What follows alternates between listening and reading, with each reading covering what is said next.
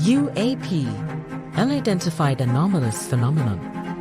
Are they extraterrestrial, interdimensional, time travelers in origin, or are they simply a result of top-secret military projects, false flag alien invasions, psyop, drones, or other human-made aircraft? Join the discussion now on UAP Crossfire.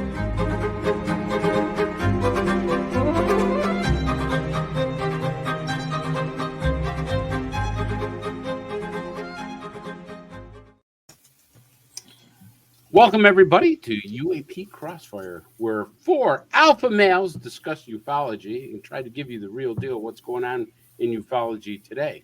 And before we introduce the panel, I just want to do some quick shout-outs. First, I want to say to the New York MUFON group, congratulations. You are the chapter of the year. You won a great prize. I really want you to understand that you did such a great job, and I can't be any more prouder of all you field investigators out there and stuff. And also to Tommy Nesser, who won one of these as the field investigator of the year. Out of almost, I think, over 800 field investigators, he was number one out of New York. So Tommy and team, thank you very much. Second, I just want to say, hey, the silverback of ufology himself is going to have a birthday, and I want to wish him a happy birthday. I'm not going to sing him happy birthday. Happy birthday. Right down there, happy birthday to the one and only Don Ecker. It's great to have him still around. Happy birthday. Hey, did he just flip a finger at us? No, did you pull that tape back? Nice to have me still around. He just gave you the bird, Don. The producer of the show just gave you the bird. I can't believe it. But also, Chris, I got to say that's a sharp trick. That's all. Oh, I was going to say, that was the next thing I was going to say. I want to say thank you to Commander Cobra for providing these UFO shirts. Oh. I asked me up something. I told my wife I was going to wear this at the police barbecue. She says you better wear a bulletproof vest under it. So I just hope you got it a little bigger. I so got can one too, and it. like a dummy, I had totally forgot to put it on. What were we supposed to wear today? Yes. Thank you, and what can I say? Yeah, it's a great shirt. I didn't realize I was supposed to wear it today. I didn't know today was the day. I got to tell you something. My wife told me, she says, Chris, I hope the thing shrinks, so I'm going to use it as a dust rag. But I love it. I'm going to wear it, and we'll see what happens. Anyways, let's introduce everybody here. I want to start, of course, with the silverback of ufology. He's the man who's done it all himself, Don Eckert. Hello, Don. Good evening, sir. And stuff. And the pilot who's been in the skies more than anybody else. He's a great pilot, great historian. He knows what he's talking about, so you better listen to him. Commander Cobra. Hello, Commander. Hey, you know how you can tell a pilot? How you can tell a pilot? What's that? He's always talking with his hands, right? Yeah. Well, you know how you tell a really good one? He lights the wristwatch on fire when he's telling the story. Oh. And our local great scientist, I mean, he's done it all himself. You see him on television, you see him on the radio, see him on podcasts. I don't usually see him on radio. I hear him on the radio. Oh, I hear him on radio. I see him on radio. Who gives a damn? This is just a podcast. I hear him on the TV and I see him on the radio. Got it. Okay. If this was NBC, you could I want what he's smoking. And stuff. It's the shirt. It's the shirt. It's the shirt. It's got me really, really up there. So, gang, I'm telling you, tonight's topic is going to be the Nazis, the Vril, and UFOs. And so I just want to go once around before we start showing photos and videos and everything else. What do you think of the Nazis and the propulsion systems that they had with ufology? Let's start with Mark. You know, I believe it or not, I had closely followed developments at Peenemünde in Germany, which is where the V2 was developed under Wernher von Braun. And I thought many times there have to be secret projects that they've been working on there, and I just was never sure of what they were, what it could be. But in tonight's topic, I have a feeling we're going to delve into the possibilities of what they were doing alternatively besides making rockets to rain down destruction on London. Well, they were very creative, Mark, with their, propulsion systems. They took science and they said, "This is not the science we want to do. This is the science we want to do." And they were very advanced. Some people Yeah, say they were doing a lot of experiments with heavy water, which you don't need for the rocket fuel. I don't think they were using that for rocket fuel, but that's still something to consider what they were doing with heavy water. I think they were looking at nuclear science early on, but couldn't get very far, thankfully. Well, weren't they working on kind of propulsion systems back in 1929? I mean, there was talk about interplanetary travel back in 1929, I believe. Sure, but it was all more hypothetical with machinery that had yet to be invented. But still, we had ourselves developed nuclear rockets, right? I'm sure Commander knows about that, and Don probably knows about that over there.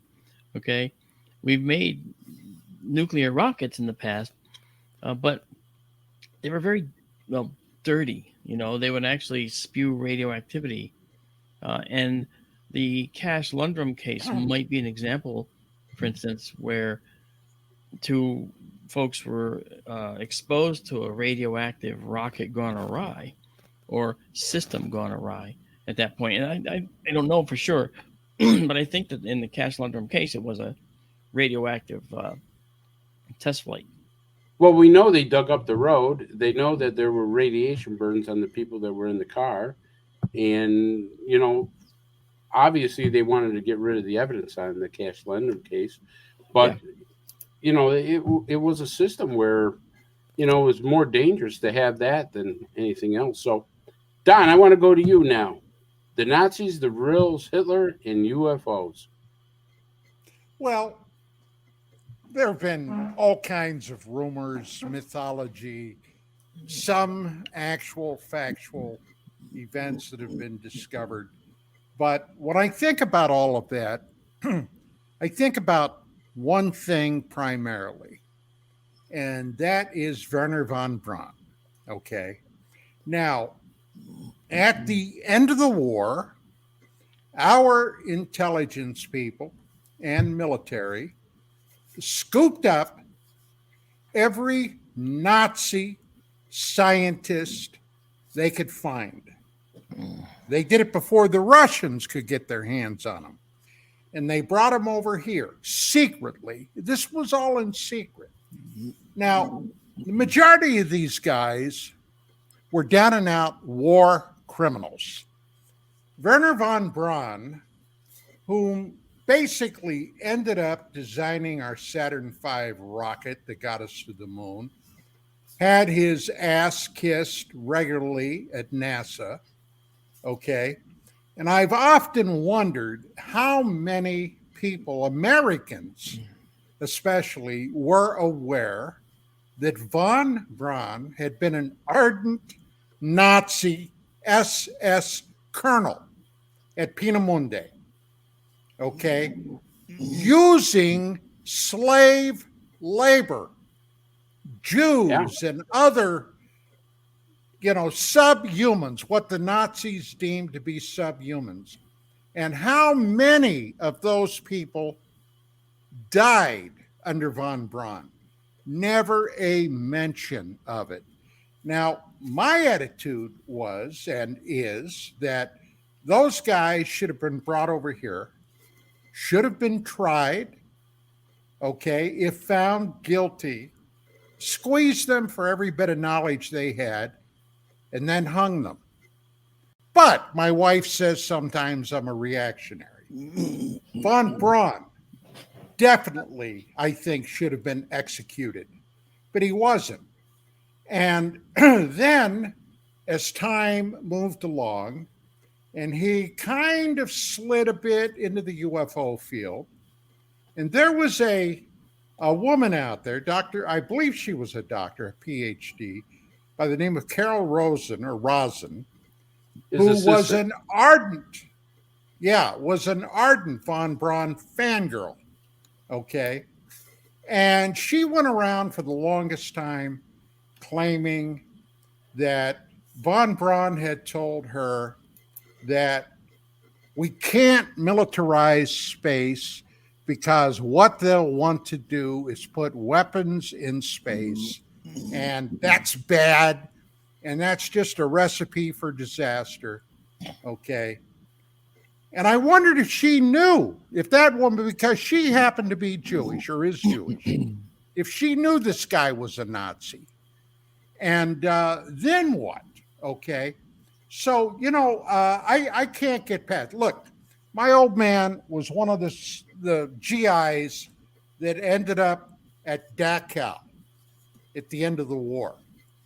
They saw the aftermath, and he would barely even mention it, talk about it.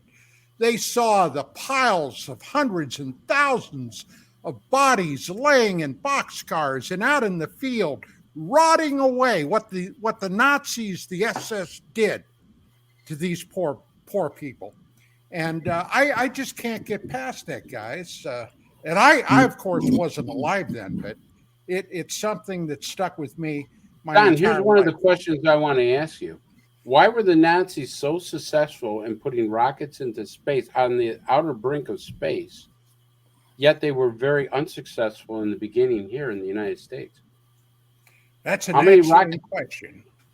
And nobody's been able to answer that question. I'll give you a good stab at it. I'm going to come to you. I'm going to come to you right now, Commander, because you're the pilot of the season. So we'll get to your question. Let me work backwards.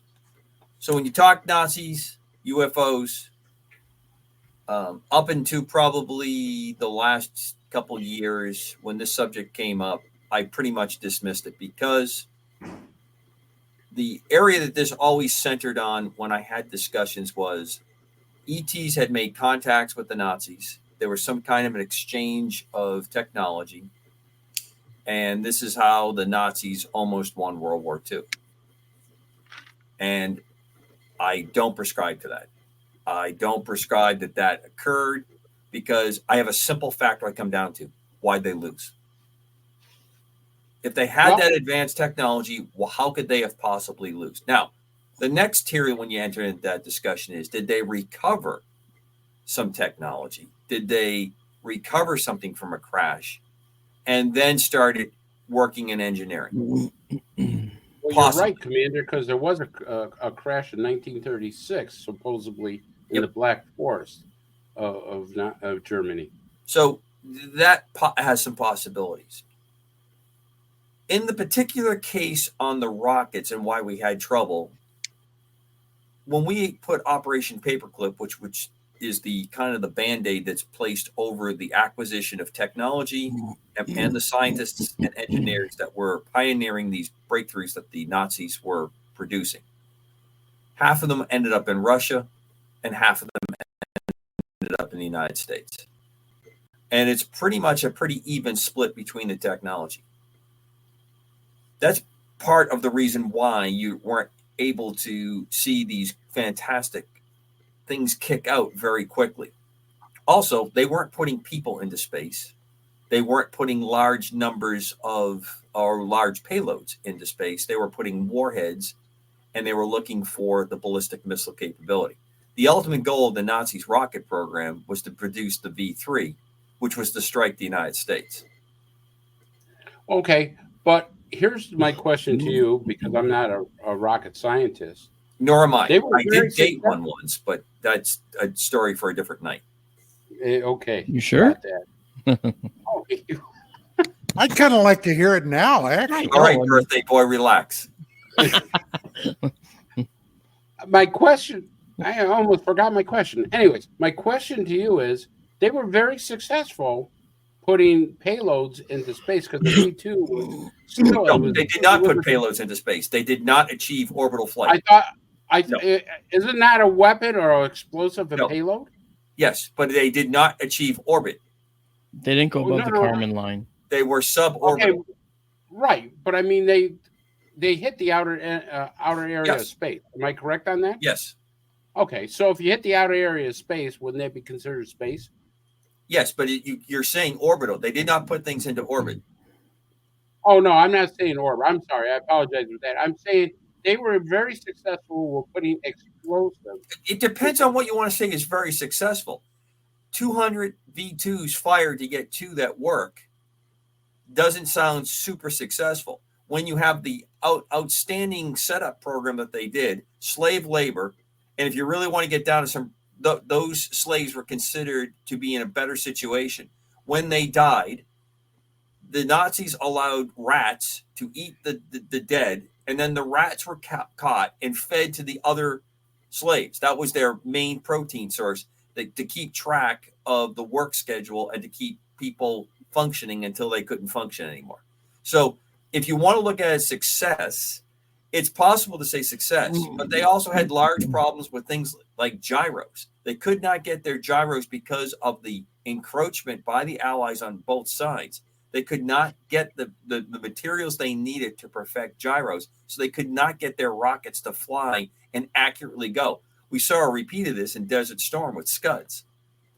The Scuds did not have very good guidance systems, and they didn't follow anything like GPS guidance. They were still using the same basic gyro system to get it to the target. That's why you heard so many people squawking about when they would fire a rocket and our news media would go out and say, well, this rocket just landed here. They'd go out and adjust the next one by adjusting the fins to get it a little bit closer to where they wanted to hit. Gotcha. We Mark, you wanted to jump in on this. Go ahead. Yeah, I made a mistake. I said the V2s didn't cross the Kármán line, which actually they did. Yep. They were the first ones to do that. And the Kármán line is defined as the gateway to space. You go above it and you are technically in space, and that's 50 to 60 miles up. So they did cross that. But as far as the technology, as Commander just mentioned, it was very primitive, and more V2s failed than worked. And the idea was that if only a few were to land, that would strike fear into the hearts of the London population, and make them feel like they're vulnerable, they could be struck. And that was really the whole point. Remember the buzz bombs? The V1. Yeah, the V1, right? Prior to V2. Using a very simple ramjet. A ramjet, that's right. In fact, I know people that have made radio-controlled ones. Yep. And they fly them, and they just go, and when they stop, that's it. They're gliders.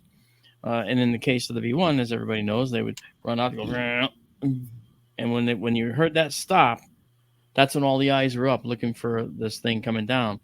Because if you heard Mark, it stop, would you consider the V1 a primitive drone? No, it'd be more of a cruise missile. Yes, that's exactly right. Because it was an air breather. It didn't go into orbit.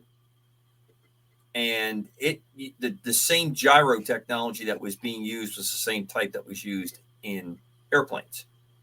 Yeah, and they could actually tip them if they could fly next to them fast enough with like a Spitfire. They could tip the Spitfires and Mosquitoes, and they would actually just build the lift underneath the wing. They didn't actually have to hit them. They would just build it, and then they would topple the lift change would topple the gyro, and then at that point it would flip over. No, that's very cool.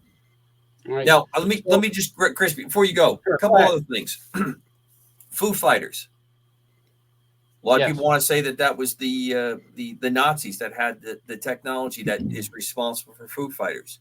Other people have postulated that Foo Fighters were ET observers that were in the middle of this activity. Obviously, we've talked about the jets, but I think one area that does get short drift, and I think it gets covered over in a lot of the other, I'm not going to say romantic. There's nothing romantic about the Nazi business at all.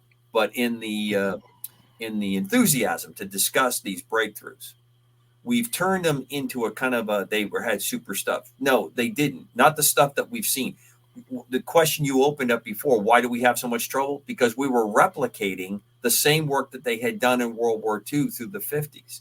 And when you started to put on bigger payloads and had not developed the technology, it actually paid off for us in a very interesting way.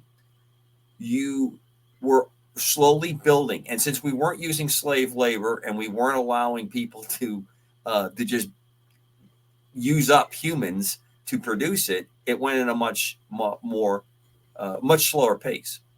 One interesting thing, the group of scientists that the Russians grabbed really were on the large scale rocket, and that's why they developed very large scale rockets and very large payloads. We didn't get that group, and that's where von Braun comes up with the idea of using multiple stages, which is how we got to the moon, and is still a very popular way of getting payloads in. But we still couldn't put big payloads into space, so it forced us to figure out how to miniaturize, and that miniaturization and the development of transistor, which comes out very close to this period of space exploration, is what accelerated why we're talking on computers tonight and why we made so many breakthroughs, because we could not put large payloads into space. Well, the other thing that mattered at that point was the diameter of the rocket was limited because of the power delivered versus the fuel consumption. Right, the thrust. Right, the thrust to your payload, right? Yeah, and the diameter of the rocket body itself was limited to just a few tens of inches, okay, back then. And we needed something 5-6 times that diameter in order to get into orbit. Well, let me slip down a side street here from where we're talking. During the 60s, during the height of the space race with the Soviet Union to get to the moon, the Soviets built some rockets that basically dwarfed what we had. Did they, in your opinion, did they over-engineer those ships? And is that why they failed so spectacularly? I think because they don't have the same, or did not have the same social constraints, they just kept scaling up. They have, you're talking about unlimited resources in comparison to the rest of the world. The Soviet Union could have buried the world if they had ever applied the kind of work that they were doing to build their military. If they were building cars and wash machines, they would have, but they didn't build those things. They were building tanks by the multiple thousands every year, airplanes by the multiple thousands. And they are a quantity versus quality kind of crowd in there, because they figured if they could overwhelm, then they would be able to take over where these advances are being made. Also, there's a high amount of espionage that goes on. Why even worry about it when you can just steal it from somebody else? Right, like the kind of like shuttle. what the communist Chinese are doing. I mean, Like we used to joke about it all the time. Oh, that airplane looks like an American C-130. This one looks like an American C-141. Right, and the Russian Buran space shuttle looked like our space shuttle. It was a stolen project. Isn't that amazing?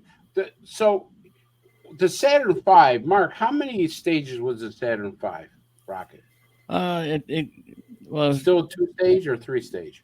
It actually had, well, okay, there were different kinds, okay? They had one to go to like Skylab, and then they had one to go to the moon. Those had different numbers of stages in them, okay? You had the first stage, the second stage, and the third stage, which was like the cruise stage, cruise, C-R-U-I-S-E, which would take you to the moon. To go to Skylab, though, it was a short stack, okay? It was a shorter stacked rocket. You had a first stage and a second stage, and I don't believe they had anything else beyond that, because they actually maneuvered to the Skylab with that.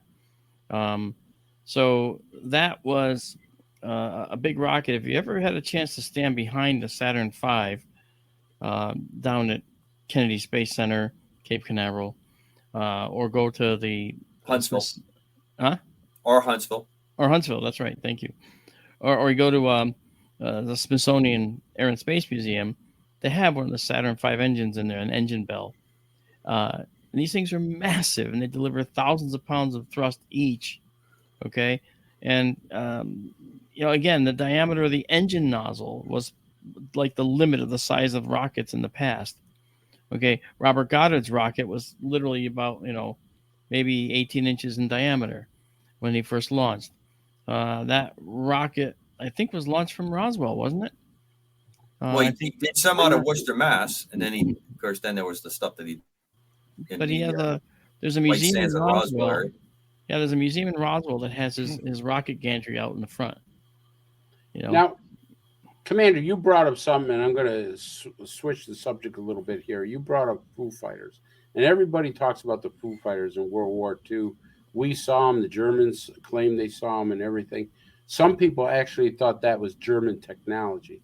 I don't go to that theory. I don't think it was, because I although they were very advanced. So before I get your comments, I want to play this video clip. Indications are the Nazis were ahead of all of the Allied nations in terms of technology. First-hand accounts tell us that from as early as the 20s and 30s, their technology far outstripped anything else on the planet. Further evidence for highly advanced Nazi flying craft came in the form of the so-called Foo Fighters. They were unexplained balls of extremely fast-moving light that started buzzing Allied aircraft over Germany. They were first reported in November 1944, towards the end of the war, and were sometimes seen as single balls of light streaking across the sky in front of Allied aircraft. And sometimes there were many of them flying off, around and under the wings. There were reports from our airmen, and strangely enough, from the Luftwaffe flyers later on, about these mysterious Foo Fighters, which were faster and which had better armory and which caused a lot of damage. The whole thing was hushed up for many years, but it looks as though the German designers and developers had produced several experimental machines which were generally called Foo Fighters.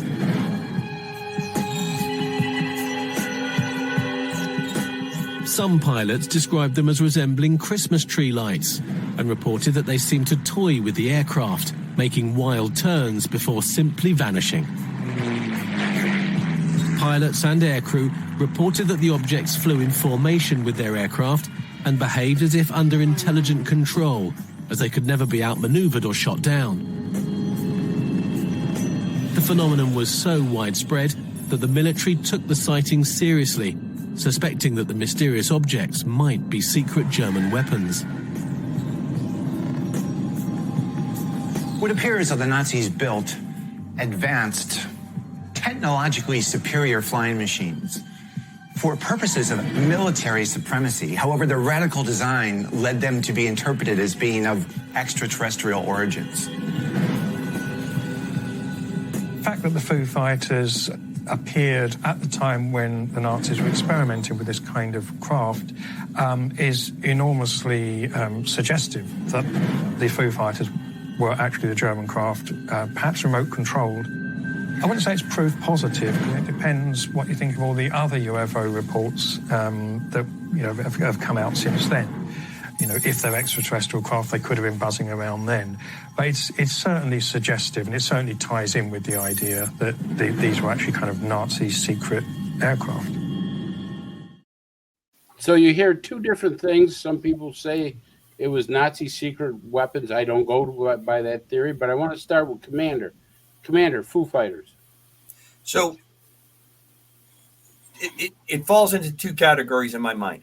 One is these are extraterrestrials that are observing and are not picking winners or losers, and they're in the middle of this. Or, yes, they created some kind of advanced technology, but they could not harness it to do very much offensively. I disagree with one of the gentlemen that was speaking in there. I believe he had a collar on. It looked like he was a minister, that they wreaked all kinds of damage. No, they didn't. They did not wreak all kinds of damage. Me-262 caused a lot of damage. The Me-163, the rocket plane, that caused a lot of damage to bomber flows. Wait, the 262. Say again? The 262, you mean? Yeah, it's the jet, and then the Comet, the 163, was their rocket plane. Okay. That took off with Stoff 1 and Stoff 2, hydrogen peroxide and oxygen, highly corrosive, killed a number of fueling people. It did not have It had a little carriage for wheels. It launched. It was so fast. They developed 2 gun systems for it. One was a cannon that it shot out of the aircraft, and the other one was an automatic quad cannon that they would fly under the bomber stream, and when the shadow went over the top, it would automatically fire up into the bombers. They weren't able to perfect it. All those aircraft ended up with Britain, France, the United States, and the Soviet Union. But back to your question, Foo Fighters. It does give me kind of a feeling of Tic Tac when I hear. I was going to bring that up. I was going to say, if you. Oh, that's because you and I are wearing the same clothes, man. We're simpatico. These other two, they're correcting me on, how many buttons I did on my shirt tonight. So, I certainly was not. We're going to get a son of a bitch out of Don Eckert tonight. You watch and see. Them sons of bitch. All right. There's another one I want to throw into you on there. Brewing over People don't there. realize this. Yeah. They created the Wunderwolf, the Wonder Weapons that they were under. Yep. They created an airplane mainly made out of plywood that was near supersonic. They were running out of metals. They were running out of supplies, and they were producing airplanes made of wood that were approaching the speed of sound. And the theory on that one was you would fly up, you would launch vertically, you didn't need a runway. It was a rocket plane. It would fly up into the bomber stream. It would shoot these rockets off. And the way it would come down is the pilot cockpit section would break away and parachute, and then a parachute would open for the fuselage. But because it was wood surrounding the metal to make the rocket engines, and they could move them around and launch them vertically and didn't need a runway, pretty intensive smarts there going on that to try to stem the tide of being basically bombed into the Stone Age. Absolutely. Don, Foo Fighters. This is something that I've always been fascinated by. And incidentally, they were not only seen in Europe, they were also seen in the Pacific Theater of Operations. Okay, the Japanese saw them and we saw them over there. So this kind of gives it like a worldwide phenomenon. And I kind of come down on the side that somebody was observing this big dust up that was going down on the planet below. And then in 1945, in July the 26th, when we basically set off our first nuke, and then August 6th, when we dropped our first nuke, that's when things got very interesting. So I kind of come down on the side that they, in fact, may have been extraterrestrial device of some kind. Now, you're right. There's really no anything to suggest that these things damaged aircraft, but there were a number of reports when these things would swarm in on an aircraft. They did suffer some malfunction in the multi-engine bombers, some kind of effect that screwed up the engines until they flew away. I'm sure you guys have heard that, right? Yep. Okay. Yep. So would you say that Foo Fighters are the same thing as today's orbs? Well, no, I'm going to say no, because when I hear orbs and I hear the supernatural kind of it, they're much smaller. I haven't heard anybody talking about an orb up next to their airplane in a long time. Well, they talk about orbs in space. I mean, they call you see orange orbs or red orbs. I mean, blue orbs. And I'm not talking about the supernatural. I'm talking about, that these things are like crap. Well, I'm not necessarily going to say that there's a separation. I'm not one of those folks that says you can't have a pew in all the churches. I think that there's a hell of a lot more crossover we want to give benefit on. Well, we'll get into demonology. I think. Well, here's one other thing. We are focusing tonight on World War II and the Nazis. Yeah. During World War I, aviators talked about Foo Fighters in World War I. There are encounters of German pursuit pilots in World War I shooting at UFOs. So if we are now at a technological level and we're being observed, and you have the ability to buzz in and buzz out to see what's going on, to take a look at what the natives are up to on the little blue planet, it does kind of fit to me. Now, my grandfather was a World War I veteran. And when I was a kid, a small youngster, I was fascinated by that. And I used to ask him all kinds of questions. I'll never forget one time he told me that during the First World War, the Germans had developed, now, of course, this was extraordinarily primitive technology compared to what we have today, but they had radio-controlled aircraft. This is what he told me. Now, was I there? Did I see it? No. But knowing my granddad, I kind of presumed he knew what he was talking about. But there was some other oddities that cropped up during the war, World War I. And one of them was something called Lady Sopwith. Are you guys familiar, or have you ever heard anything about that, Lady Sopwith? I think I have done. I mean, Sopwith camels and aircraft. That's all I know. Right. Yeah. Well, according to, and I have some information because at the time I discovered this, I was fascinated by it. There were pilots, male pilots, British, American, perhaps the French, that encountered some contemporary styled aircraft, biplanes, that were being flown, this is the story, by some extraordinarily beautiful women.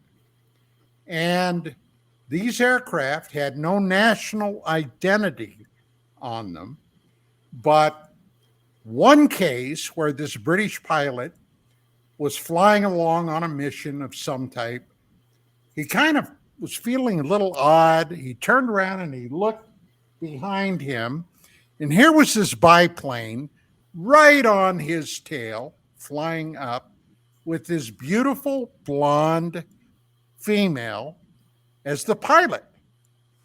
And later she dove away and supposedly attacked some German aircraft.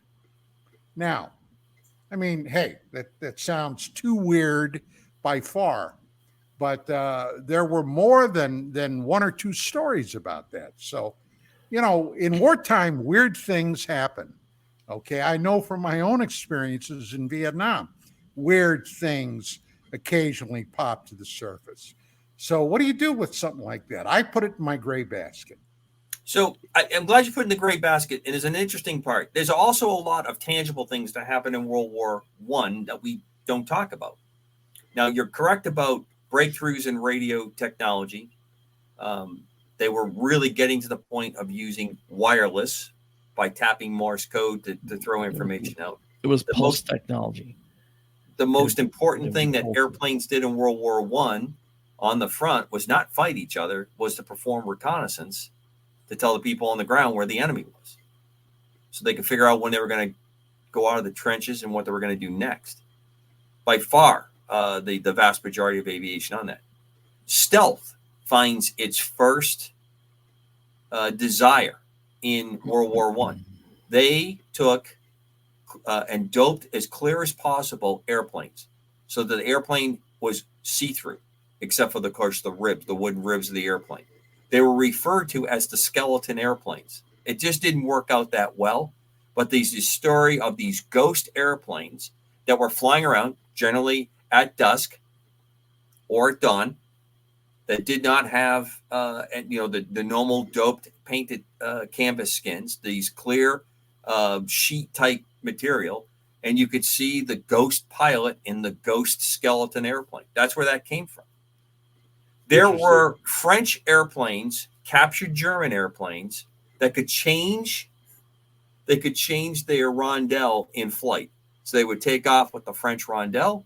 They would pull levers, and they would bring out the cross, the Iron Cross of the Germans, and fly in this German airplane over the German lines, getting intel or going after other airplanes, and then come back by a certain route at a certain time that was arranged. Now, those things are not well known. You have to really dig deep. They're not even well recorded in that. So I have no idea about. I never heard of the skeleton planes before. That's interesting. they experimented by putting lights on airplanes next, trying to get the lights to match the background lights so that you would not pick the airplane up. Obviously, this is before radar and everything's on visual at this point. But even during something like Vietnam, they had airplanes in the Q program that were quiet. They had huge, long exhausts and mufflers that made the sound of this thing less than a scooter. I happened to have flown with a guy who actually was part of that program. People could not see him when he went over at night at 1,000 feet because they could not hear it. Wow. Amazing.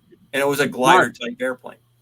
Mark, I want to get to you. You haven't had a chance to talk about Foo Fighters yet. Oh, I don't mind. I'm listening. This is fun. Yeah. I tend to think that based on the fact that they've been in the Pacific Theater, seen in World War I, seen in World War II, to me, it means that we may be under observation. And I have no doubt, nor should we doubt, that a technology visiting us is going to be very highly advanced. And if they're highly advanced, then they're going to have probes. I don't think these are crewed vehicles, CREWED. Okay, they are actually drones of a type that we can only dream of.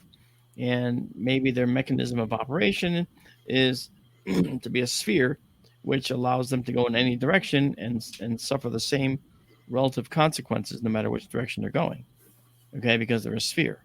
They don't have to worry about going into the wind or whatever because they're a sphere.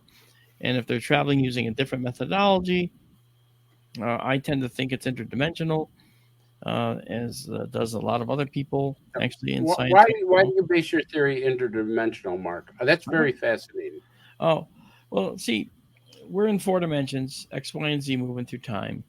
Okay, and if you think about everything we've done, everything we've been doing, everywhere we've been in the planet, in the solar system and beyond, we can say that now. It's all been done within the 4 dimensions. Okay, so within the 4 dimensions, we have rules we have to follow. One of the rules is you cannot go faster than 186,282 miles per second. Okay, which is the speed of light.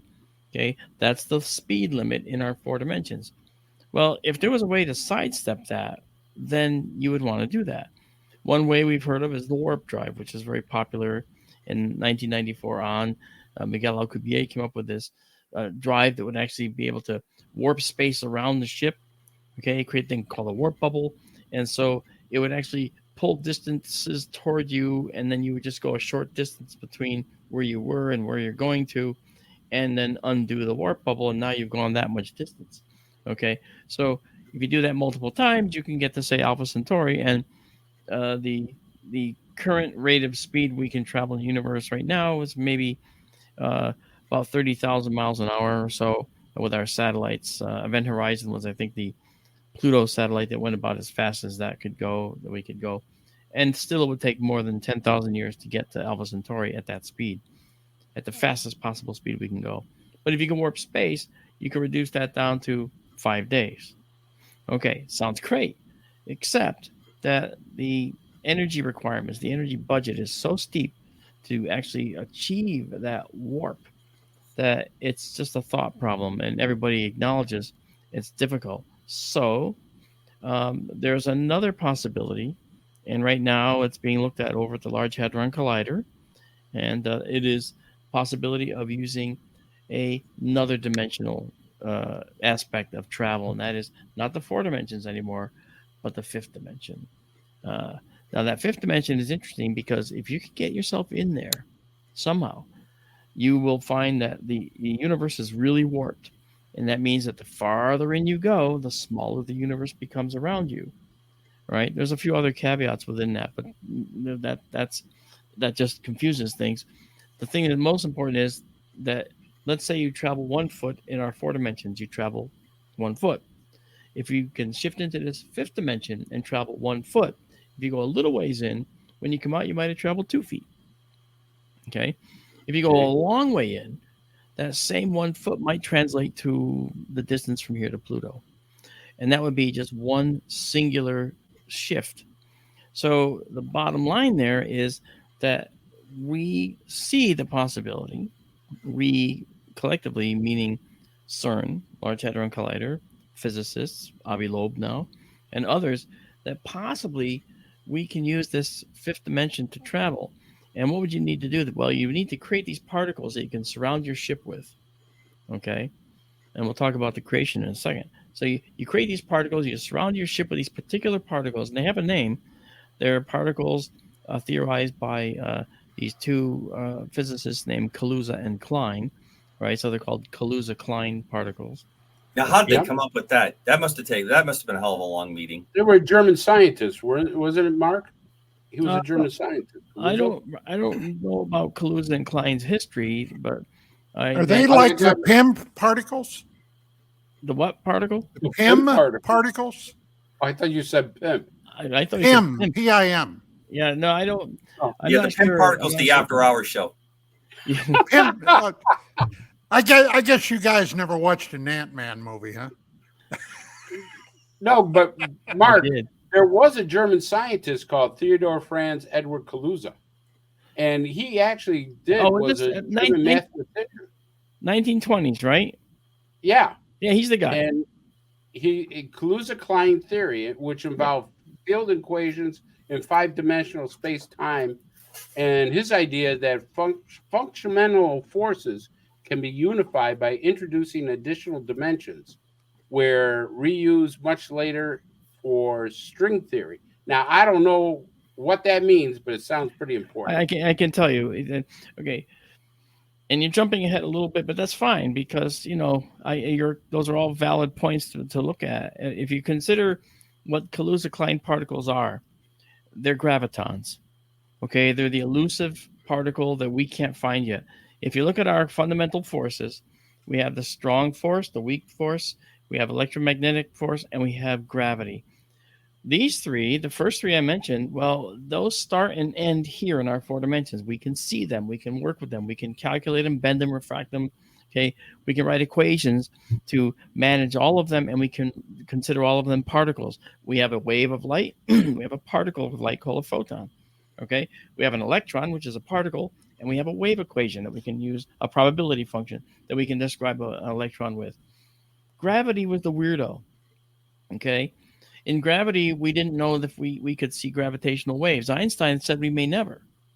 Okay, but we did see gravitational waves using a observatory called LIGO, and we have one in Hanford, Washington, one in Louisiana, and then there's a counterpart in Italy called Virgo, and they saw these waves of gravity. Now, what does that even mean? Waves of gravity passed through the Earth. 2 black holes collided, and because the gravity is so powerful, when they collided, they disrupted ripples, like ripples in a pond. They disrupted the space. Now, I won't get into space-time, but that an understanding of space-time is why you can have ripples in what we think has nothing in it. Okay, because it's not empty; it's a fabric, as we've talked about many, many times. So, if you see these ripples come through the Earth, you now see gravitational waves, and now we know they exist. They do, but we're missing that other thing, that gravitational particle, the graviton. Kaluza and Klein theorized that there is a graviton. And the Kaluza-Klein hypothesis, it's in Wikipedia. You can go and look it all up and see stuff. My friend Bob Schroeder wrote a book called Solving the UFO Enigma, in which he tackles this head on. And he describes in a way that I'm on board. I'm 100% with this guy. I think he's a very, very smart man. Okay. Yep. And he came up with the process by which the Kaluza-Klein particles could be used in order to undertake interstellar travel.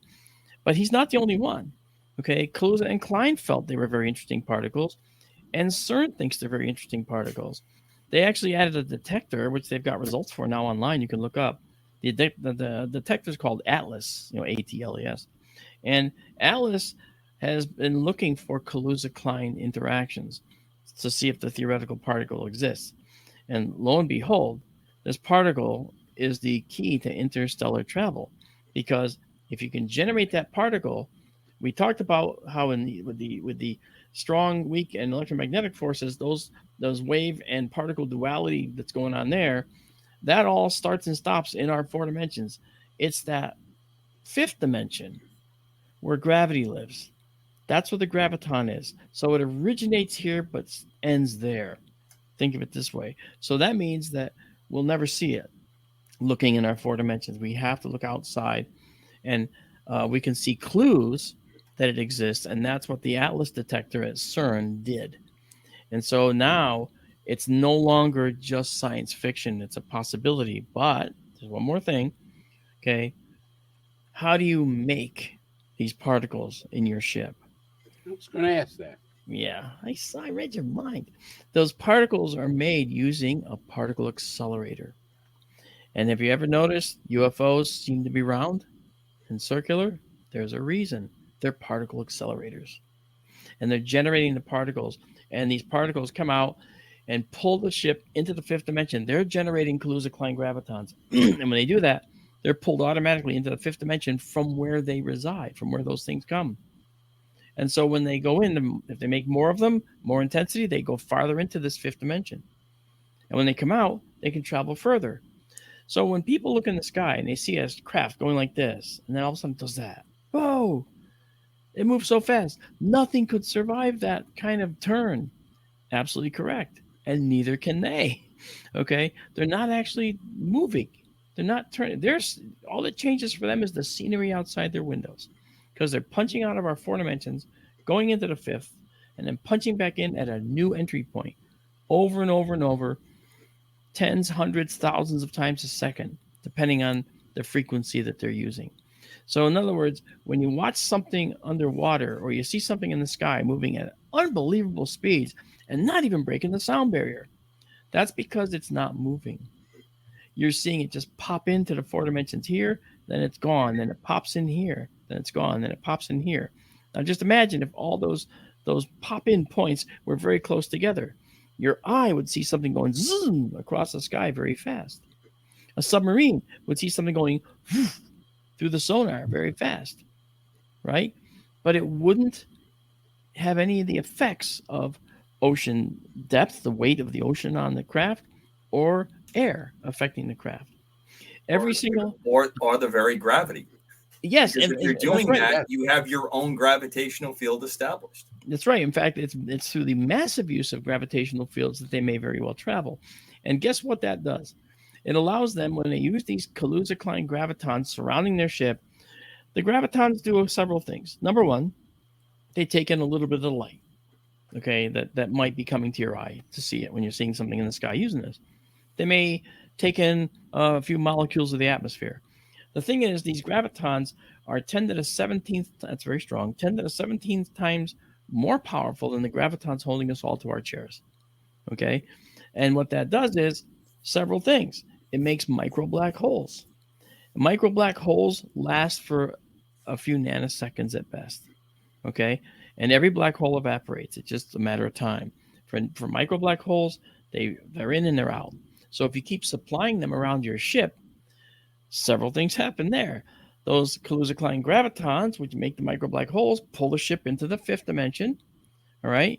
And then when it comes back out, punch in, punch out mechanism, it'll be traveling through the area that you see in the sky, if that's where they go. They're probably the best cartographers in the universe. They know all the entry points back in to our 4 dimensions.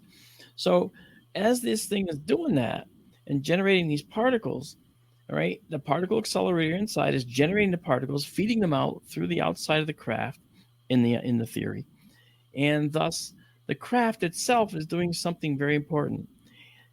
These micro black holes are not allowing the Earth gravitons to reach it, anti-gravity, by simply eating the gravitons from the Earth, all right?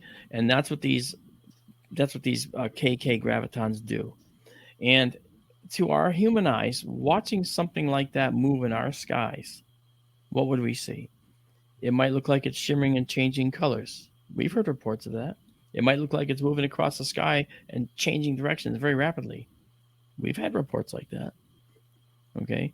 It might look like it's blinking and doing all kinds of strange stuff. And we've had reports like that. We've had reports of it just vanishing out of sight, being gone in a split And Mark, second. the same thing going to happen to electro-optical and IR mechanical devices that are looking at them as well. That is correct. That is correct. That's why our technology within our 4 dimensions is not adequate to capture the full process being undertaken by these things. That's why we only have fuzzy photos. That's why we don't have anyone that can say this definitively, yes, they're here. But here's the thing. When they go to land, they have to turn off that process. And the reason is because there are particle accelerators. And when you try to accelerate particles in a circle, okay, what do you get? You get synchrotron radiation coming out in all directions. Synchrotron radiation will kill you, all right, in high dosages. How many times have we heard of people approaching a craft and getting burned? Losing Synchrotron teeth, burns. losing hair. Synchrotron burns. Right. Okay, so you see, this stuff, it all matches. This stuff all matches. Sure does.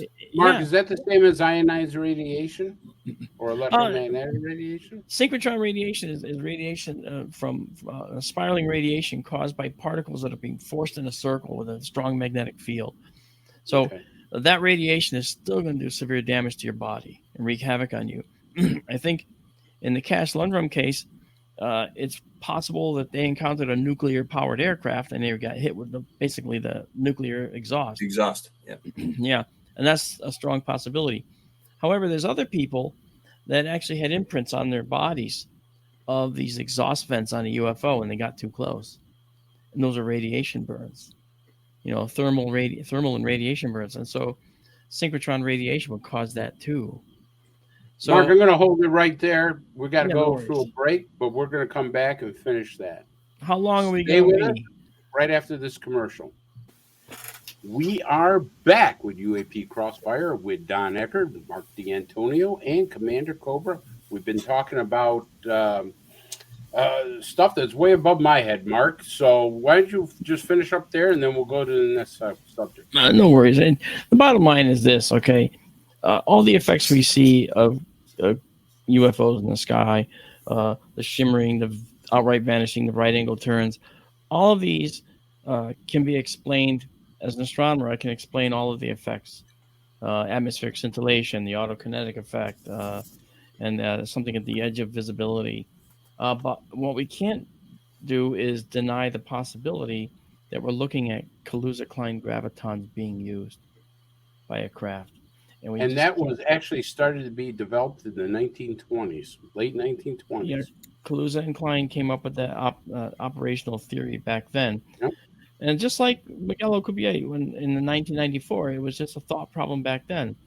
I will say, though, that Sonny White at EagleWorks Labs worked on the shape of the spacecraft Taurus that would generate this warp bubble for the Alcubierre drive.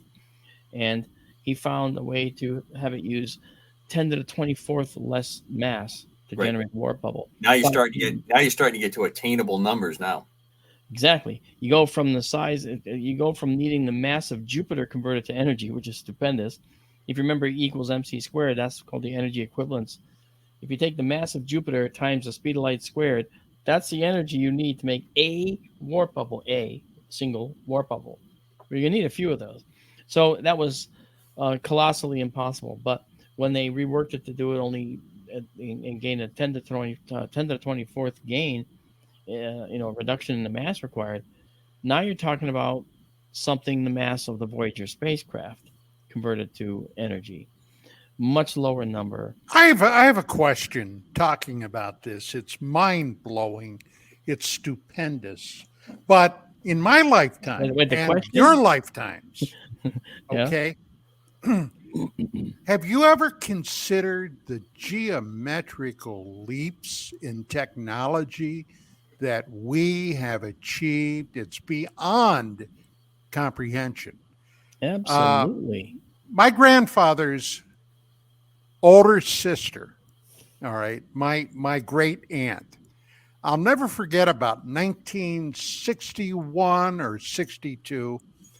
One of my great uncles had just died, and we had gone down to the family homestead to do some work and gather some of this guy's stuff up.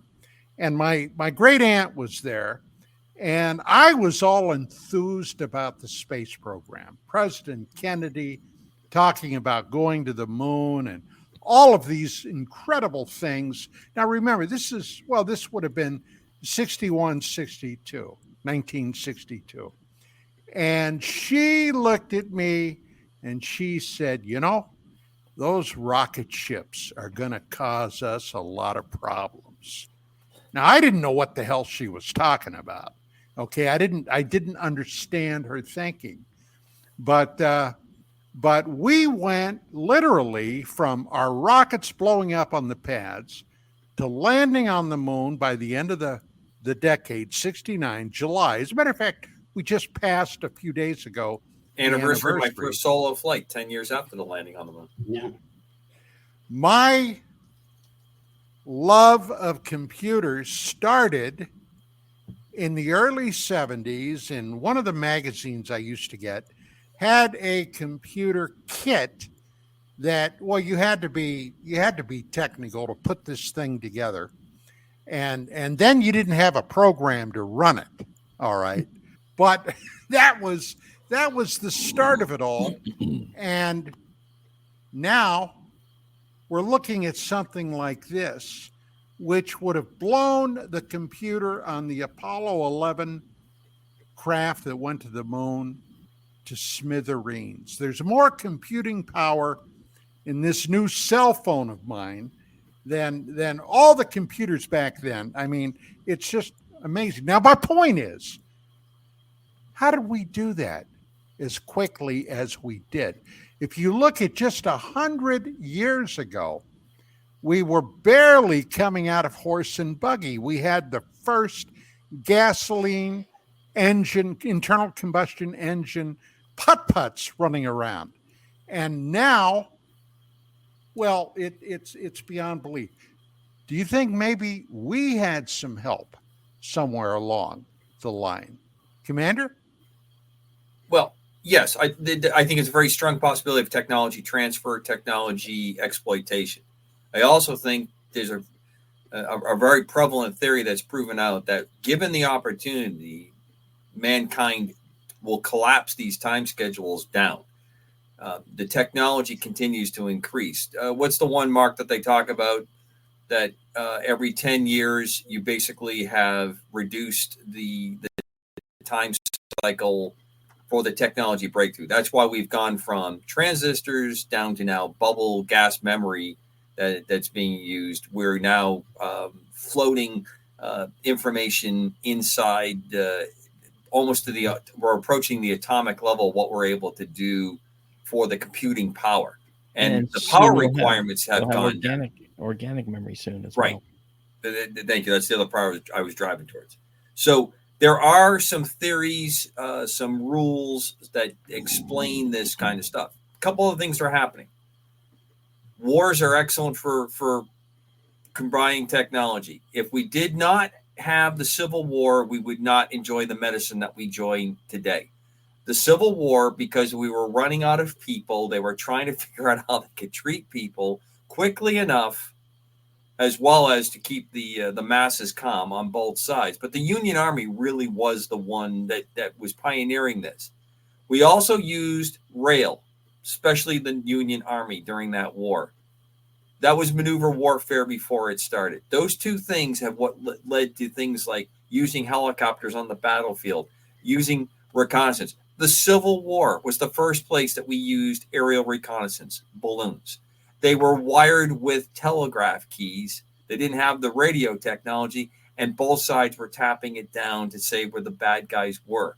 It changed the course of battles because when they saw a balloon up, they started firing at the balloon. They can't hit the balloon, but the rounds, the artillery lands on where the enemy's at. That gets the enemy upset. They get on their feet and they start running into the battle. It was changing how things went. But we learned how to complete. Now, today, the buzzword, it's not even a buzzword anymore. It's just accepted. We're networked. Everything is networked. So you have an airplane like the F-35, which may not be the hottest dogfighter ever to fly. I would not want to go up against it. That aircraft, that pilot, and the technology that's in it, which dwarfs anything that we're holding in our hands or how we're talking, is able to activate weapon systems on the other side of the globe while it's flying. It can interpret information, and it can lead to a missile being fired because it picks it up and it's integrated into that battlefield. That's where we're at. That's why I think we're very close to perfecting some of the things that the Nazis may have broken up. To me, the one that's always going to have my interest is the anti-gravity drives. And I believe the things that they were playing with, as crude as they were achieving anti-gravity flight. And I put that in quotation marks. Anti-gravity displacement. But I think the amount of energy and the lack of the ability to control it is what led those things not to go very far. All right, well, let's take a look at that, Commander. I got a video I like to show everybody, and then we can discuss the Glock. And tell me more about the bell. The bell was a device which was in the shape of the bell, but it was a kind of accelerator. There were two drums or cylinders inside, which were spinning during an experiment at opposite direction with very high speeds. And it was something that was emitting very harmful radiations of various kinds. And the bell was tested underground in special underground chambers, probably as the one that we can see here. It was a device 4 or 5 meters tall, so it would take a significant portion of such a hole. And so these are top secret experiments that the Nazis are carrying out in these tunnels? Yes, these experiments were so top secret that the entire facility where it has been tested has been blocked.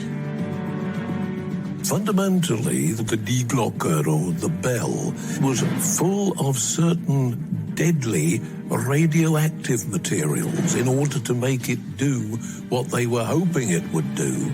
And a number of the top scientists and technologists who were working on it in the experimental stage died of radiation poisoning. It was, in a double sense, a potentially deadly weapon. According to plans discovered at the end of the war, the bell was actually the propulsion device for a powerful vertical takeoff craft, which had 2 large discs rotating inside a cylindrical outer shell. It was these discs, powered by a huge energy force, possibly radioactive, that gave the craft its vertical lift. Whether it was a flying craft or just a flying bomb, we don't know.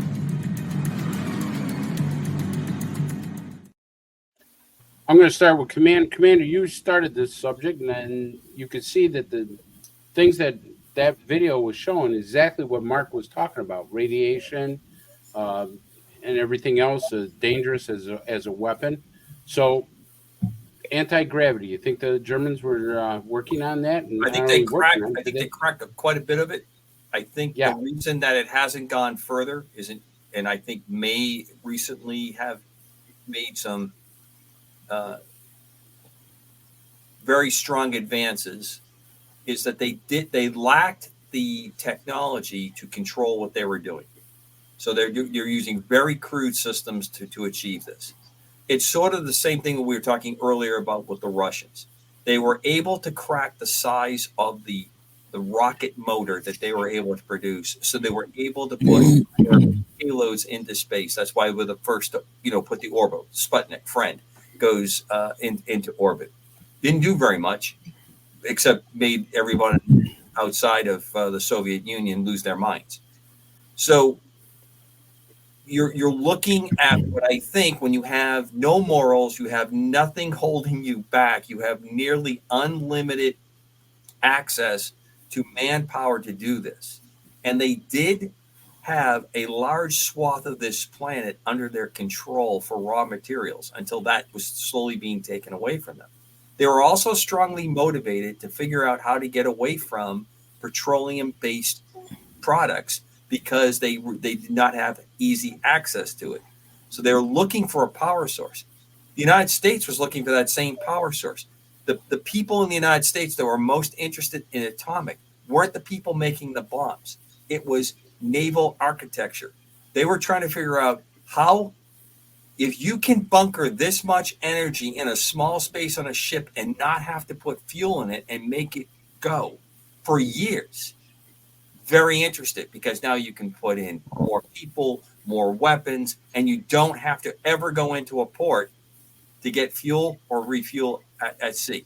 That's Hyman Rickover's. That was Hyman Rickover. And Hyman Rickover, who propelled us into our nuclear navy, especially on the submariner side. To answer your question, yes, I think that they had broke it. Interesting too. There's another bell that they talk about. It's not the one you saw in there. The one that is very doesn't show up as much as it used to, I'd say in the early 2000s in the documentaries. Looks like a Liberty Bell space capsule. It has that very classic bottom shroud rounded area, and it comes up into a cone shape. And that is very interesting when you think about what did we put into space? What did our capsules look like? I'm not saying there's a one-for-one relationship, but I'm saying you look at the shape and you look at it where they were going. It seems to me that it's probably a lot less of a coincidence when you drive into those kinds of physical shapes. You're talking about something like this, are you correct, Yes. Mark?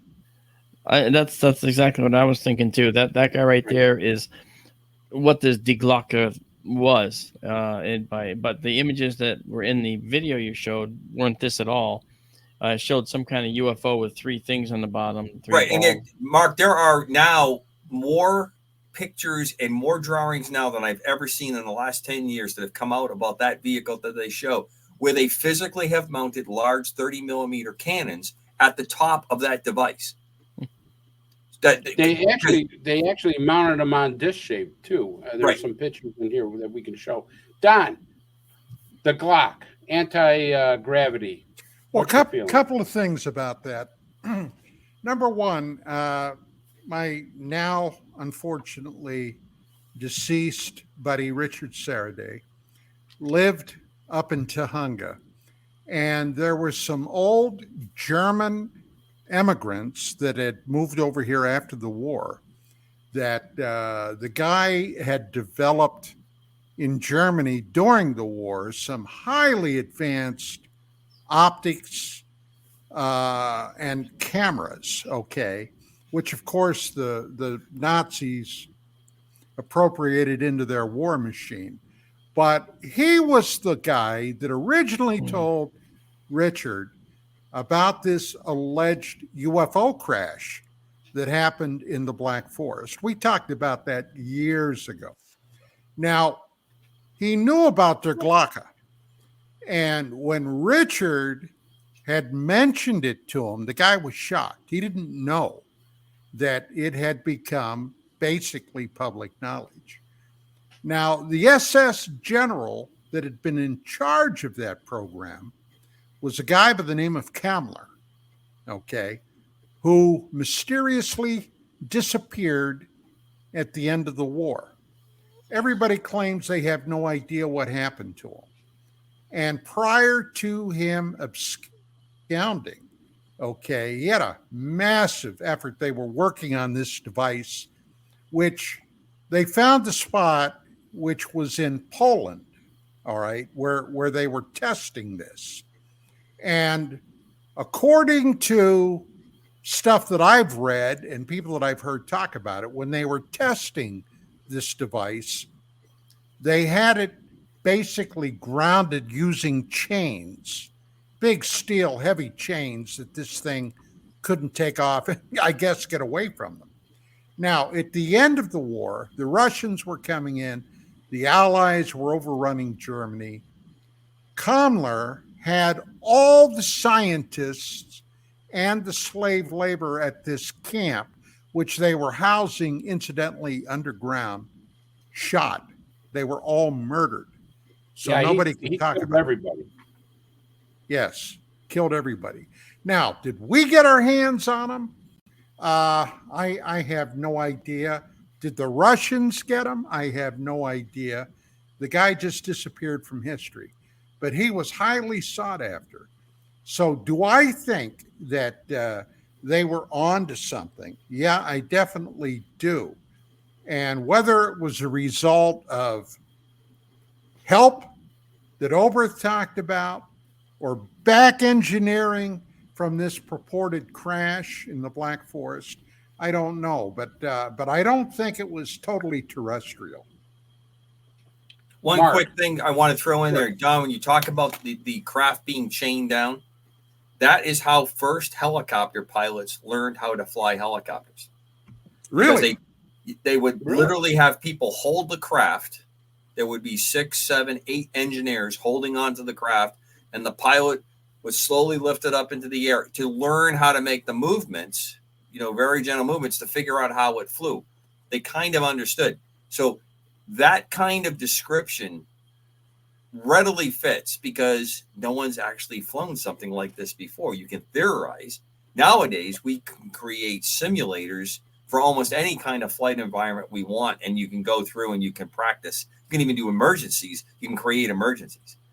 So when you hear something like that and it's chained down, and it, to keep it in there, you're putting, to me, someone like me, a degree of realistic approach that really makes you say, ping, something hits the middle there. Mark. Yes, sir. Anti-gravity in the Glock. Myth, or you think they did it? I mean, obviously, without knowing what's really going on and just hearing stories, you have to assume some of it's embellished, but there's always a potential nugget of truth in everything. So, like this, so maybe there's a nugget of truth in this, but don't know that we'll ever see it, publicly. It may be known to some, but I think that if they did it, it could have been something accidental that they happened upon, kind of like, and then they tried to make it accidentally on purpose to work, and it didn't, or it was very difficult to manage, so they had to abandon it because the war was dragging on, and they had other things to worry about. Well, so we do know they were working on a project called Kronos. There was a project Kronos that's been confirmed, and that project Kronos was, I think, basically looking at different types of propulsion systems and possibly anti-gravity. Have you heard of Project Kronos? I have not investigated Kronos. I know the name. I've heard it exists, but I've never done. I'm sure he knows about it though. Yeah, I've heard it, but again, one thing I do want to throw into this. One thing, especially about the Nazis, but everybody was pretty good at this, is propaganda.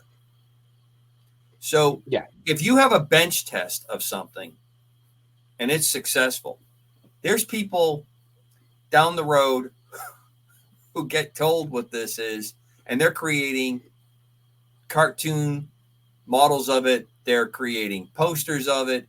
They're creating stories about it, and it's going out. There's a lot of reasons that you do that.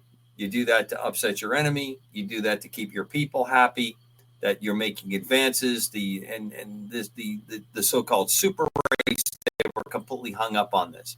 But remember, this is also a time where things like radio and the breakthrough of mass communication at that level, at a near global level, that you could put the word out.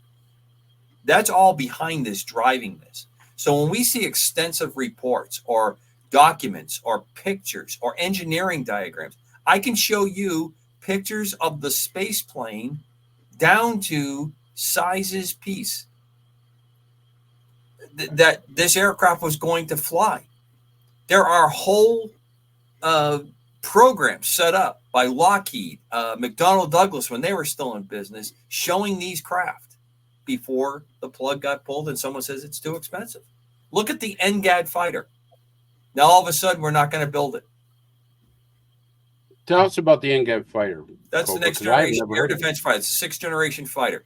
We have flown at least one, possibly 2 or 3 prototypes. That's been talked about in the open press. Again, nothing, no inside scoop. Not the project I work. I'm more unplugging toilets in the project I work. That's the end. That's the end of the aerospace world that I'm in right now. Is trying to get that stuff to work.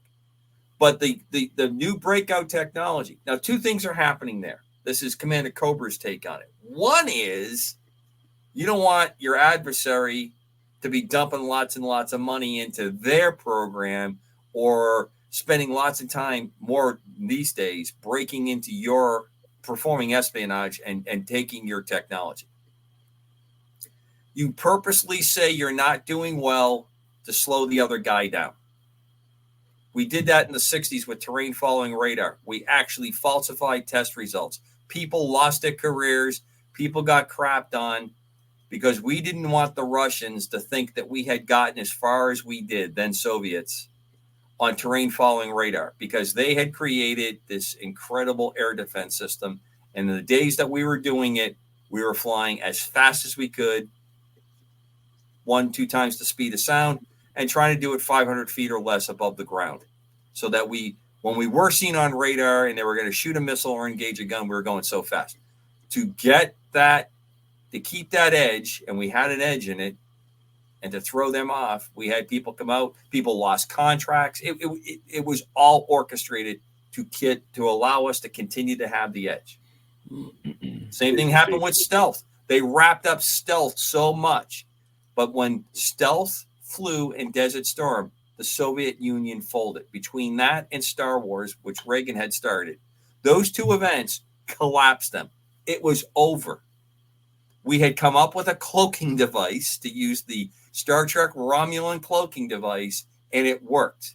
And then, of course, we had to be Americans. We're telling you which window or which chimney we want to drop the round, and we're dropping the bomb into that window or that chimney. Okay, that's how good the technology got. Completely rewrote everything. It's not so much. We've moved into another area. Well, but we had the propaganda side cannot be thrown out of this. We had the Brilliant Pebbles program too, Star Wars, Right, and we say that all that went away, right, Mark? Because we didn't get anything out of that. Yeah, we spent a whole bunch of money. Nothing to see here. It's all done. Don't worry about it. Well, look, it reminds me of that program I worked on here in my shop. I was doing a program called the Project Cormorant. Now it was under classification at the time. It went public. And now if you look it up on Wikipedia, there's pictures all over the place. Yeah, it's really malevolent looking, right? But if you actually go on Wikipedia and look about it, it says it was canceled. Sure it was. All that means is that different agencies paying for it now. And it changed its name. And instead of winding it to the left, you wind it to the right now. Oh, it's a completely different program. Completely different. That's right. But we see that all the time. Submarine programs. Oh my gosh! You guys know that I work in the Navy arena in the submarine world. Okay, commander's in the air. I'm under the water. Okay, but the bottom line is that, and I get seasick too, so it doesn't really work too well. But yeah. So, but you didn't get seasick on the sub, did you? I did actually, because for the first hour and a half, 2 hours, you're rocking and rolling on the surface. You don't dive. Yeah. You dive, it feels like this. But when you're in the surface, oh my gosh, I was going to throw up. And I had to have dinner with the captain later, because that's what you do when you're a VIP guest. And it was so important that when I asked what was going on, they basically said, basically keep my mouth shut, shut up and go back to being sick in the corner, But again, that was the trip, by the way, where we had that USO, that very fast moving object, move through the sonar. And when I asked about it, he said, "You having a good trip?" I said, "Yes, sir." He says, "Let's keep it that way." And Mark, when you mentioned brilliant pebbles, yeah, when you might mention brilliant pebbles, I am convinced that was the technology used to take a shot at that bogey on STS-48. Well, it sort of looks that way, doesn't it? Yeah. Now I think I analyzed the STS-48 footage for at the time. I think it might have been What on Earth. It might have been Discovery Channel's NASA's Unexplained Files. I'm not sure. I don't remember. But I knew also that the shuttle's RCS, reaction control system, at the time, when they would fire the RCS and the shuttle would back away from where it was, they would tend to leave a ring of ice particles from the nose of the shuttle, because it's like Pigpen and Charlie Brown. It always is shedding ice. Right. And that's from all the ice it acquired on the way up into space. And the ice is going to persist for a long, long time, sometimes the duration of the mission. So, it was always shedding around it all the time. There's always particles flying in front of the windows all the time. And that's debris brought up from the Earth, So I'm not sure whether it was that we're looking at, these concentric rings of particles or not, but the Brilliant Pebbles program, well, I know the guy that developed it with his team, actually, and you all do too, I think. I'll mention it later. But the bottom line is that he said that the program was developed, and I said, "Oh, but it was canceled, right?" And he went like this to me. That look like. So whether it was canceled or not, I don't know. But the bottom line is, Mark, can a program be canceled by the government but yet picked up by a private corporation? Yes. Let me put my fingers together like this. Yes. Let's talk about that. Yeah, as a matter of fact, that project I was just telling you about, okay, Lockheed ended up with that project. That's public. It was a Lockheed project. Okay. Chris, a lot of things that are rules and laws and decisions are obstacles, not barriers. That's right. Yeah. There are things that we do publicly in the budget that cover things that we will never know are in the budget. That's right. And just like we hear, it's like stop signs are only a suggestion, right? Yeah. Well, because you could see very similar patterns in some ways. The Nazi technology was tried to be kept quiet. Well, since we're on the subject, Chris, let's talk about this. What? Well, Operation Paperclip, grabbing the scientists, grabbing the technology, grabbing the engineering prowess, acquiring this, being able to take those leaps. There's a very strong body of evidence and theories out there that say the same Nazi capabilities of government entered our government, entered the governments of Europe and the Soviet Union under this operation. You said you want to talk about that satanic part of it. I think these chaps were pretty close to that satanic part, especially when you look at some of the all right, you're going to have to explain that then, Commander. All right. There are still reports that are still classified that they will not release easily to the public, if they even exist anymore, if it hasn't been destroyed, of what the ceremonies and the paganistic religion that Nazism in its highest form had achieved. There's castles where these weddings took place, where these this was the absolute inner ring of the Nazi party. This isn't the running around with the hand up in the air, Heil Hitler stuff.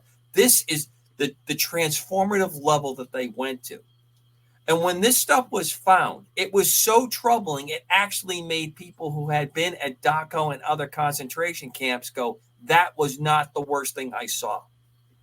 And this has been completely scrubbed.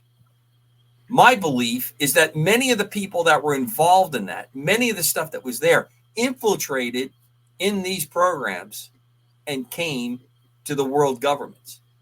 And I believe it has direct connection with demonic, satanic type activities. All right, let me just show you this. And because, Hitler was very much into the occult. Hitler and Himmler were they were very big in the Buddhist and Hindu religion. As a matter of fact, they totally believed in something called the Vimana. I might be pronouncing it wrong, but it was the text describing flying machines from the Hindu and Buddhist religion. Vimana? Vimana? The demonic. And it's because Vimana. Basically, it's the extension of flying carpets and the ability for people to lift themselves up by thought. Right. And what Hitler believed was that the Hindu and Buddhist religion had a nuclear war years ago, and they actually thought that by them trying to discover this type of texts, the scrolls and texts from the Indian India, whatever you want to call it, they could master this technology and take over the human race. Basically, is what they were trying to do. So there is some credibility to what you're saying as far as the occult being part of some governments, because, like I say, Himmler was into it. They had a castle that they built for it that all not high-level Nazi propaganda people had to go to. They literally had to go for classes on this to be indoctrinated into this. Now, Don, you look like you got something to say. Well, I guess you don't, because you're muted. You're muted. Birthday boy, you're muted. You're muted, Mike. How about that? Can you hear me now? Can you hear me now, buddy? When you come close to the screen, we hear you. Yeah. No, I totally agree with you. They were very deeply in the occult. As a matter of fact, in the 30s, via Hitler through Himmler, sent archaeological expeditions all over the globe looking for ancient artifacts and ancient, everything from the spear of Longinus to, the spirit, about the spear of destiny, right? Right. To all types of arcane mythological items, all right?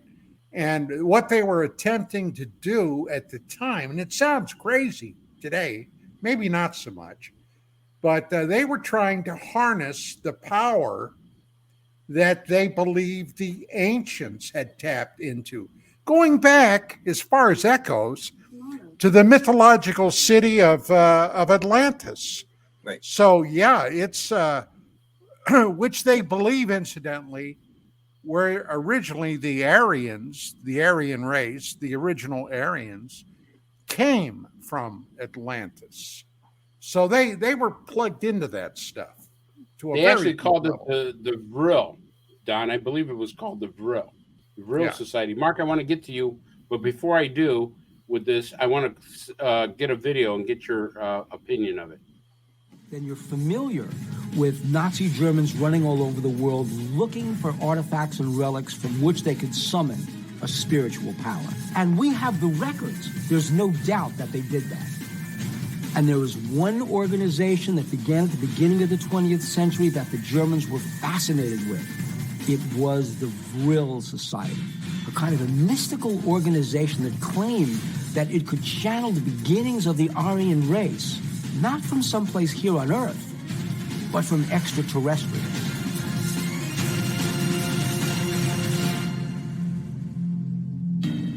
The German Vril Society is a society interested in what the Vril is. Vril is a notion of a superpower going beyond atomic power, something that has the ability to do all kinds of fantastic things, including those attributed to UFOs. At the end of World War I, where Germany was in abject defeat, it was of interest to German militarists as a possible source of power. The mediums in the Vril Society were saying that this force could be used to power craft. There were mediums that were doing exactly what? Okay, Generally speaking, mediumship is thought of in terms of communication with the dead. There's another group of mediums who channel material that is related to extraterrestrial or ultra-terrestrial beings, and it claims that it comes from the science of these beings, and that if we adapt that science, we will learn a great deal about higher technology than we have.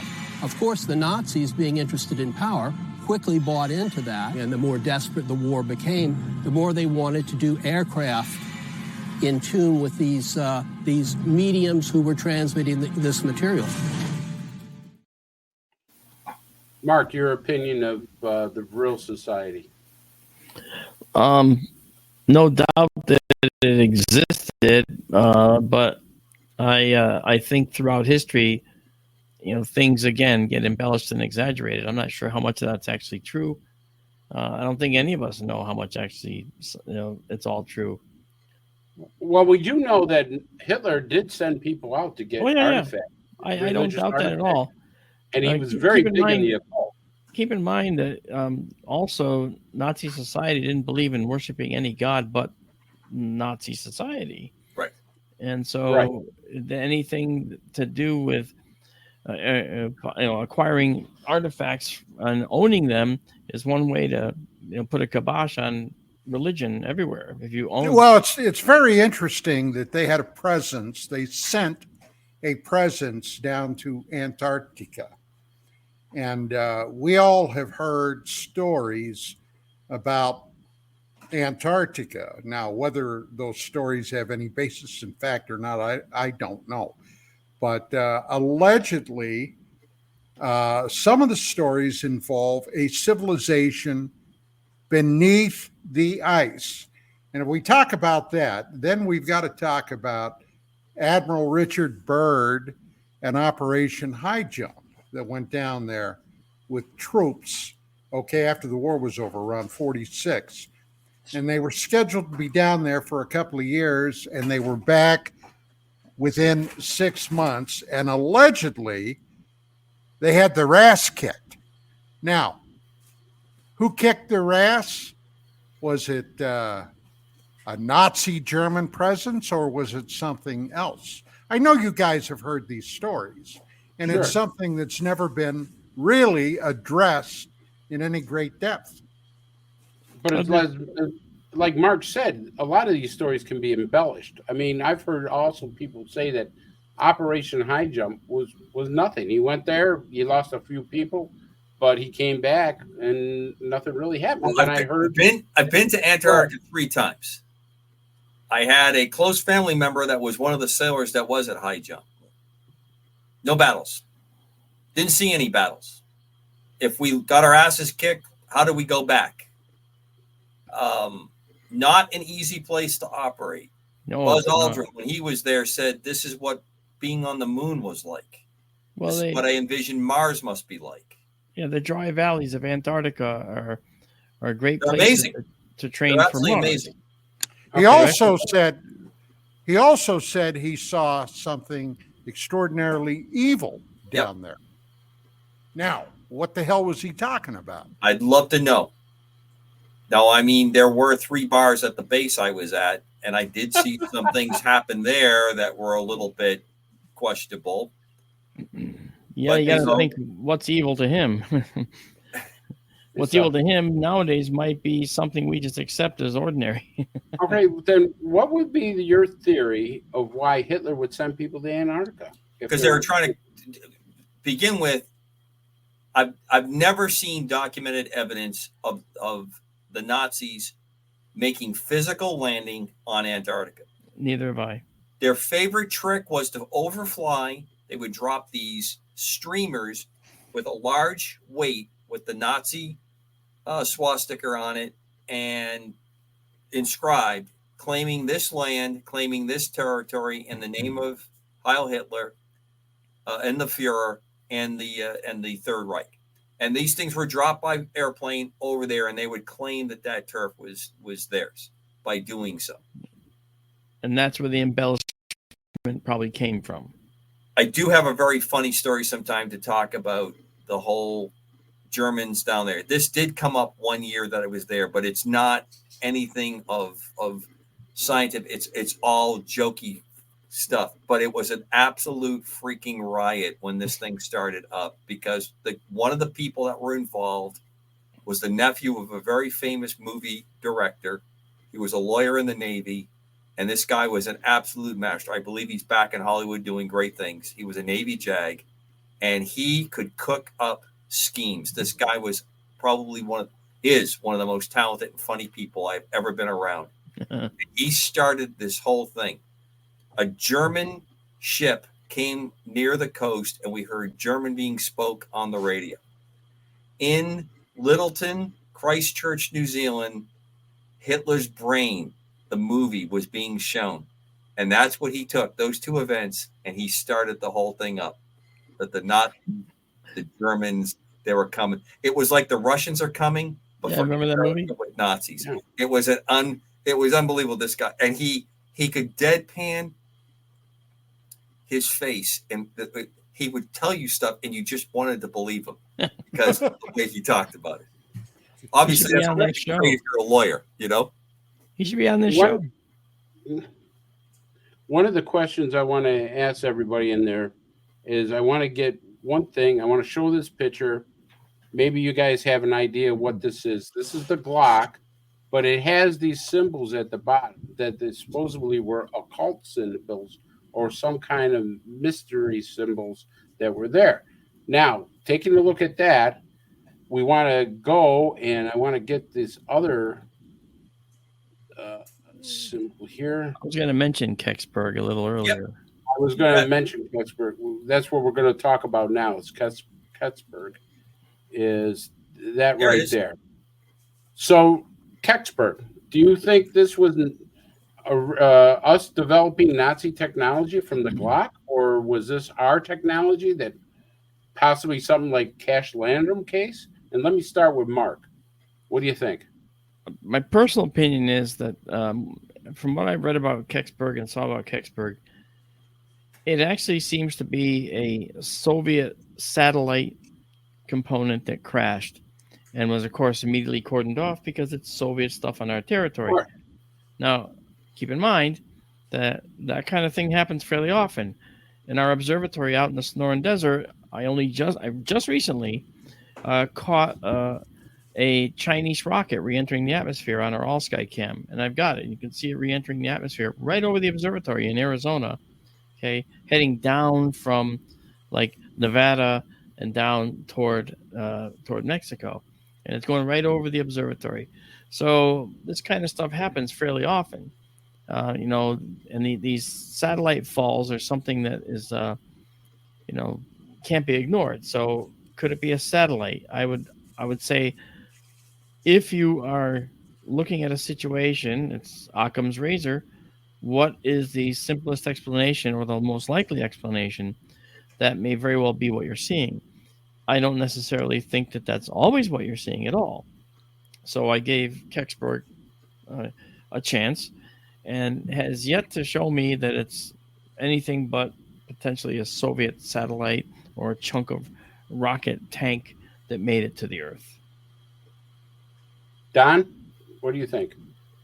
Okay, Kecksburg, I was, it happened in December, if I am remembering correctly, of 1966.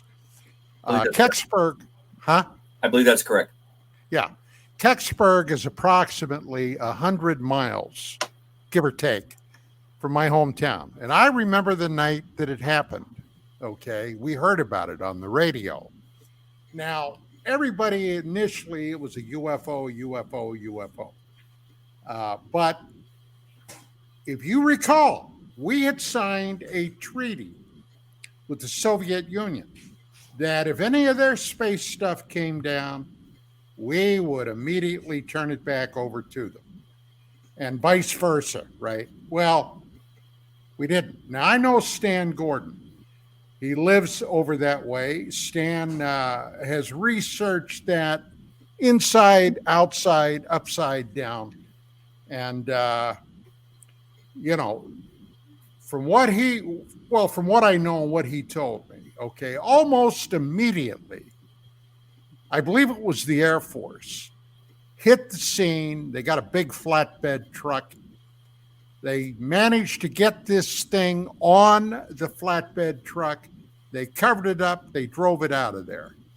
Now, I think it was Soviet. I think it was a Soviet device of some kind.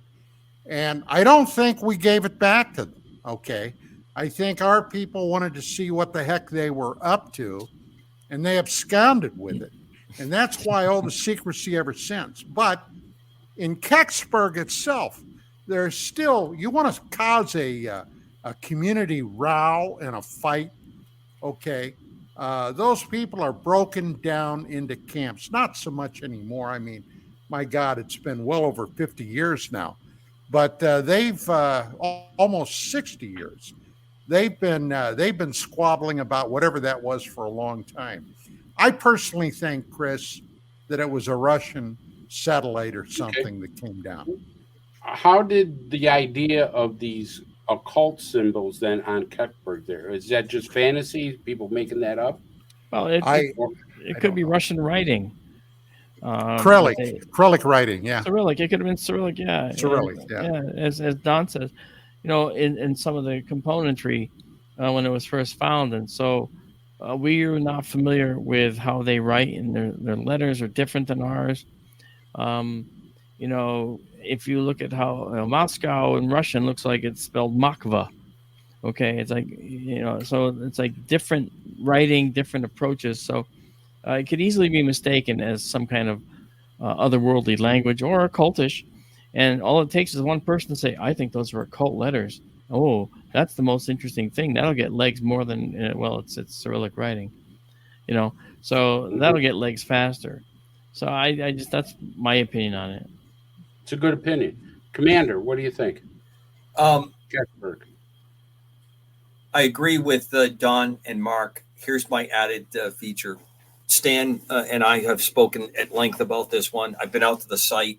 In fact, there was a KGRA picture of me out there in front of the model there. One interesting aspect that I like to throw into play here is, and I think the explanation of the markings on the outside of it being Cyrillic, there are tendencies sometimes when you copy something to copy it exactly. And the Soviets did this. They recovered the intake from an F-4. And that intake allowed the F-4 to fly supersonic, nearly high, deep, approaching Mach 2. And when they recovered this piece from a crashed F-4 in Vietnam, when they reproduced it, when they replicated it exactly because they weren't sure.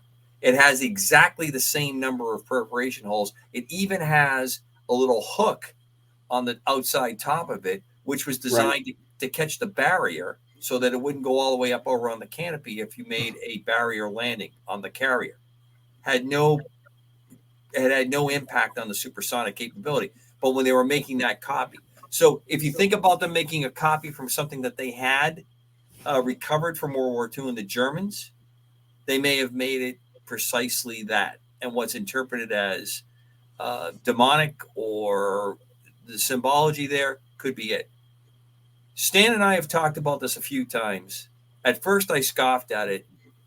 There has been some indication that they think the way the flight path, and the reason that they knew how quick to react to it is, by the 60s, we had a pretty good idea when something was coming out of orbit.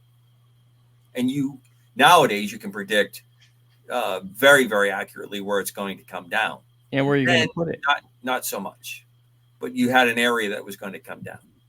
They said the flight path of this looked like somebody actually was inside it making some flight inputs. I don't see anything on that vehicle that would allow that to happen, but I don't know. But there is talk at Kecksburg that there was an occupant in that spacecraft. I had never heard that.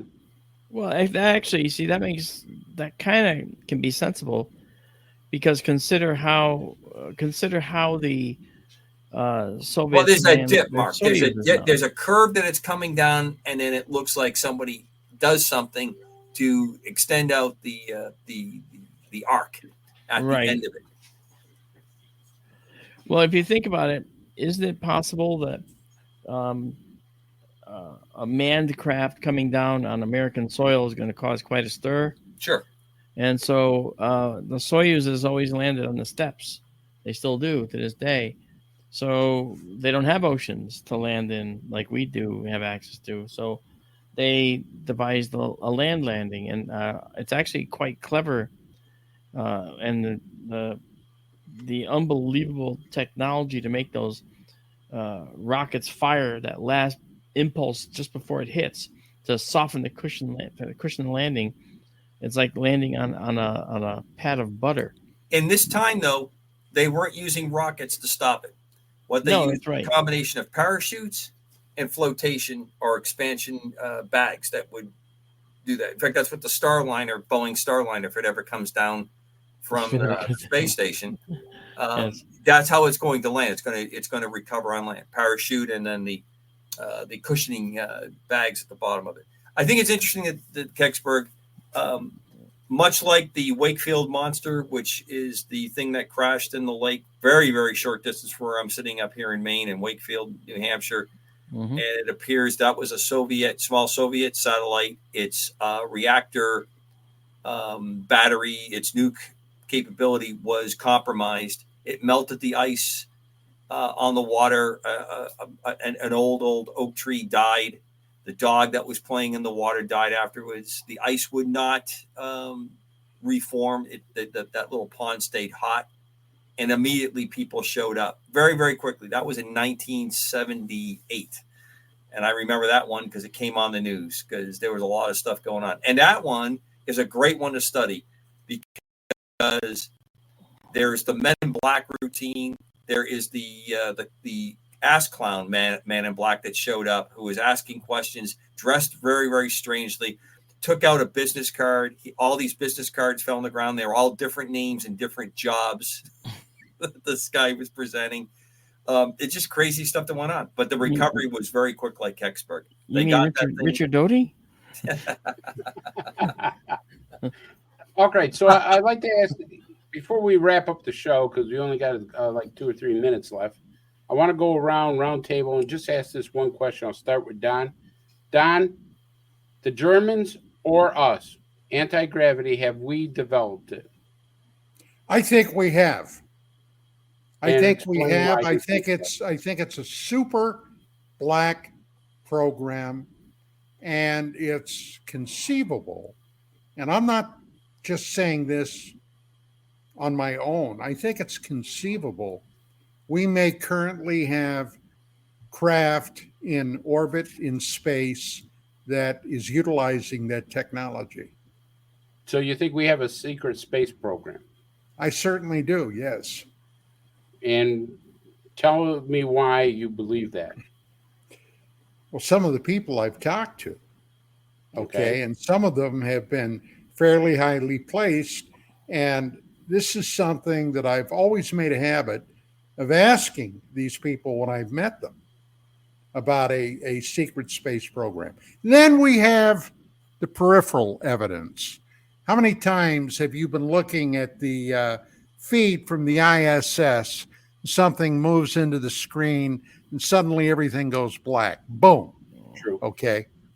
I think they're up there. They're flying, and they're trying desperately to keep it under total wrap. Right, Commander. Yes, I Anti-gravity. think we have anti-gravity. I think it's prohibitively expensive and probably dangerous, and I think it's extremely disruptive to the world economy. That we don't want to jump to it. I think that we're pretty far down the line on it. It's I guess we're waiting for some great moment to have that next breakthrough, whatever it's going to come up. Before we go, I want to thank everyone in the chat room that I was reading. Kathleen, Raph, Fred, thank you very much for joining us tonight in the show. God's peace, surpassing all knowledge and understanding. My wish to all of you. Mac Maloney's UFOs in Wartime, What They Don't Want You to Know. Great book for an earlier subject that we had. Max did an incredibly good study on all the events basically from about the Civil War up with UFO. All right, real quick, Mark. I don't believe I don't believe that we've gotten there yet. To be fair, I understand there's lots of potential, but I think it's just we're not there yet. Basically, for all the reasons I talked about earlier, with the we need a fusion reactor basically to make those particles I was telling you about. So we're not. I don't think we're there yet. All right, folks, this is our show. Thank you for being with us, and say goodnight and stay safe for UAP Crossfire. And please drop us an email, and we'll tell you where Chris and I shop to get these incredibly good-looking shirts. Yeah, I got one too. Happy birthday, Don! Happy birthday! Happy birthday, Don! Thank you. I'll wear Thank my you. shirt. I'll wear my shirt. I promise it next week.